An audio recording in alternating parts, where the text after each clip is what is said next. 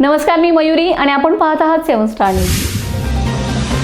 लेंगरे परिसरात जिल्हा परिषद व पंचायत समिती निवडणुकीच्या पार्श्वभूमीवर राजकीय वातावरण चांगलंच तापलंय। या रणधुमाळीत शिवसेना पक्षाची ताकद निर्णायक ठरत असून आमदार सुहास बाबर यांच्या नेतृत्वाखाली पक्षाचे वर्चस्व स्पष्टपणे दिसून येत आहे। गेल्या काही वर्षात आमदार बाबर यांनी गावागावात विकास कामांचा धडाका, थेट जनसंपर्क आणि कार्यकर्त्यांशी असलेला जिव्हाळ्याचा संवाद कायम ठेवलाय।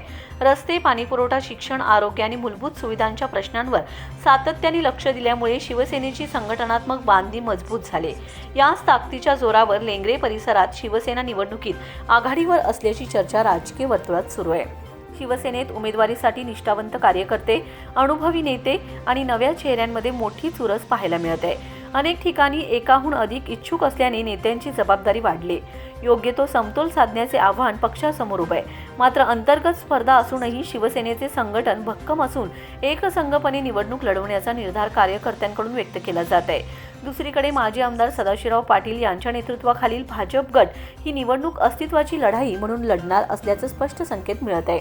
मागील निवडणुकांनंतर भाजपची संघटनात्मक ताकद काहीशी कमकुवत झाल्याचे चित्र असून या निवडणुकीत पुन्हा एकदा आपले स्थान टिकवण्यासाठी भाजपला मोठी कसरत करावी लागणार आहे।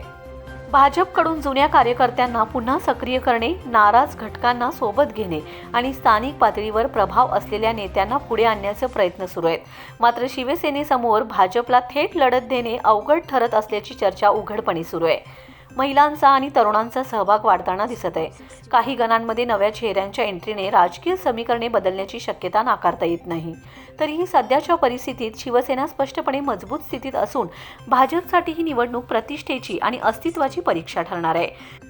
एकंदरीतच लेंगरेची ही निवडणूक बाबर यांच्या नेतृत्वाखाली शिवसेनेचे वर्चस्व अधिक ठळक करणार की भाजपला नवसंजीवनी मिळणार हे निकालातून स्पष्ट होणार आहे। तोपर्यंत लेंगरेचे राजकारण दिवसेंदिवस अधिकच तापणार हे मात्र नक्कीच। Yakub Shikalgar, 7 star news, Lengare.